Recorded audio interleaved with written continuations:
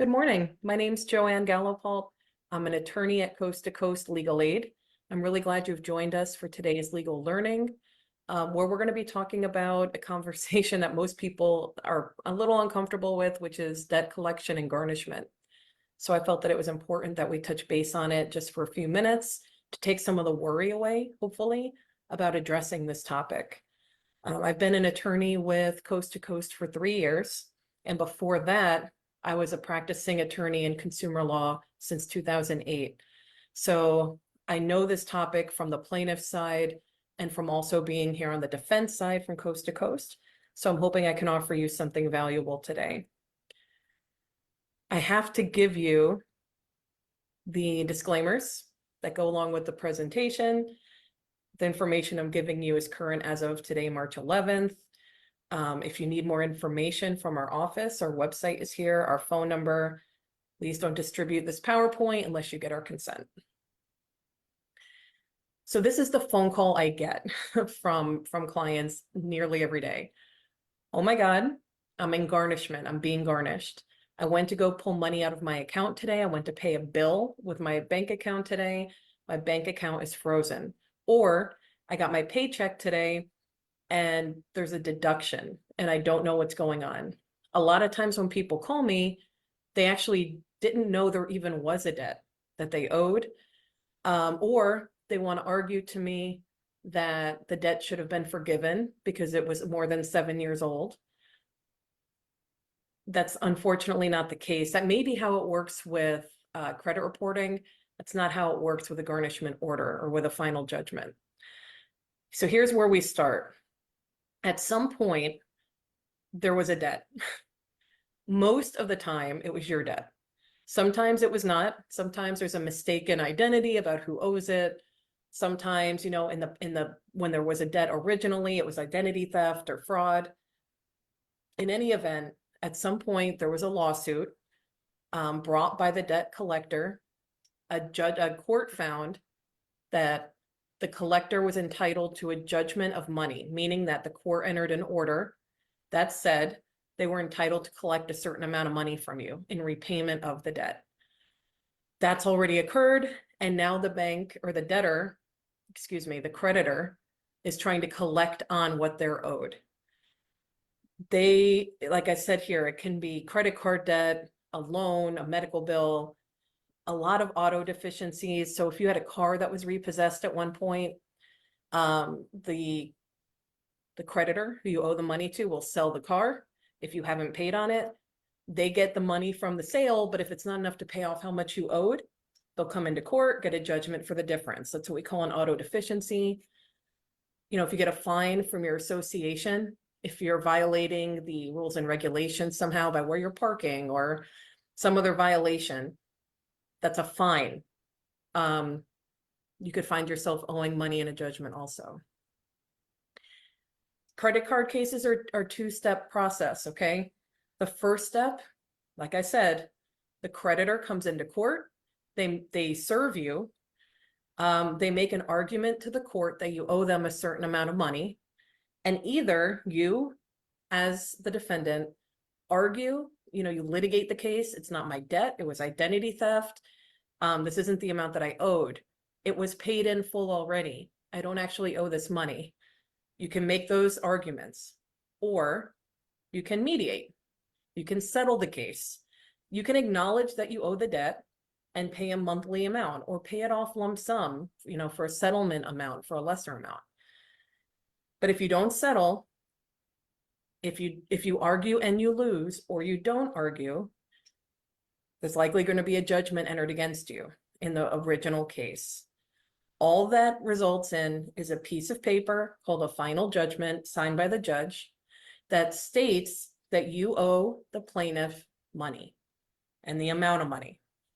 That doesn't mean that you have to give that money directly to the plaintiff. That's a separate part of the legal proceeding. So at this point, the first stage, plaintiff comes in, and if they get a judgment, they have an order from the court that says you owe them money. Then they have to try and collect on it. The collection part is where I get most of my calls. A judgment entered by the court lasts up to 20 years. And even then it can be renewed. So, we'll get calls that somebody is trying to collect on a judgment from 2004, 2005. The defendant hasn't heard from this creditor in 19 years, sometimes just a month or so before the 20th year. And all of a sudden they go to pull money out of their bank account is frozen. They get a paycheck and it's reduced by 25% and they don't understand why. A lot of times people don't even remember the debt. They'll say, I don't even remember being served in that prior lawsuit, but all of a sudden I'm being garnished. So you'll see here I made a note, you're not going to have advance notice.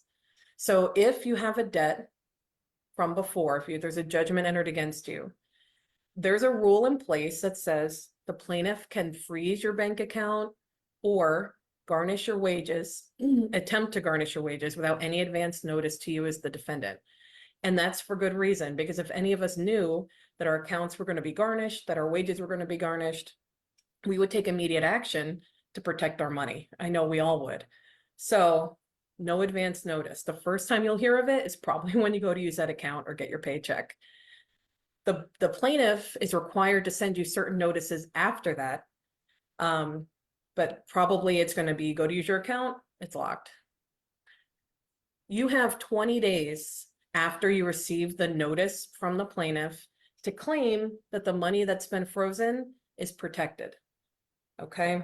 Once you receive the documents from the plaintiff, you're going to receive something called a claim of exemption form. We'll look at it together. If your money is exempt, you'll fill it out, send it back to the court, you'll get a hearing date, and you'll argue that the money that's being withheld is protected. At this point, don't panic. Yes, there's a garnishment. Yes, it affects your ability to access your money. That part, there's no minimizing the effect on that. I mean, that's hard. But the money has not already been given directly to the plaintiff. It's just being held. The court entered an order telling your financial institution or your employer to withhold the money, just to keep it there. And that money is not going to go to the plaintiff in repayment of your debt until the court enters a second order telling the bank or your employer what to do with that money. So right now it's just being held and you have an opportunity to respond. I made a note here about recording liens. A debt can result, a final judgment from the initial part of the action can result in a lien, not a foreclosable lien on your homestead. But if you have investment property, possibly. Another thing I highlighted here is a vehicle. A lien can attach to a vehicle. And if you have a vehicle that's paid in full, that maybe has some equity in it, you're subject to a lien on the car. This is a claim of exemption form. So you're going to get notice from a plaintiff that there was an outstanding debt from 20 years ago or just shy of that. Could have maybe been from the last few years. Sometimes these come out of the woodwork from a long time ago. But in any event, you're going to get a notice from the plaintiff's attorney. It's going to include this form, a claim of exemption form. And this is where you're going to select why the funds are exempt that you're claiming are exempt. Head of family wages means that you're the head of, you make more money in your home than the other people that are living there. You're supporting somebody by more than 50%. You're either the sole wage earner or the majority wage earner. If you have dependents, if you claim them on your taxes, if you're caring for somebody who's not making much money, that's what you'll select, head of household. Social Security, you'll see, is protected. Your Social Security funds cannot be garnished. Welfare, workers' compensation. A lot of that has to do with the fact that the government issues those funds to you. They don't issue those funds to you in repayment of debts. They issue those funds to you to live on. So there's exemptions there for that. Social Security office is not paying your debt. They're paying you to keep food on the table, keep you in your home. So those are exempt funds. Lots of other things. So if you ever find yourself in a garnishment and you want to know if the funds that are being withheld are exempt from garnishment, call our office. We'll go over all that with you. I wanted to make a note here. When you're being garnished, there are several possible outcomes. You can assert, like we just said, that the money that's being withheld in your bank account or from your wages are exempt funds and why you shouldn't have to pay them. But you can also settle the debt. So for an example, if you are having your wages garnished by 25%, but you can't afford to lose that much of your income, and who can? What we've been able to do sometimes in the past is negotiate with the plaintiff's attorney. Instead of them taking 25%, maybe they take 10%, maybe they take less than that.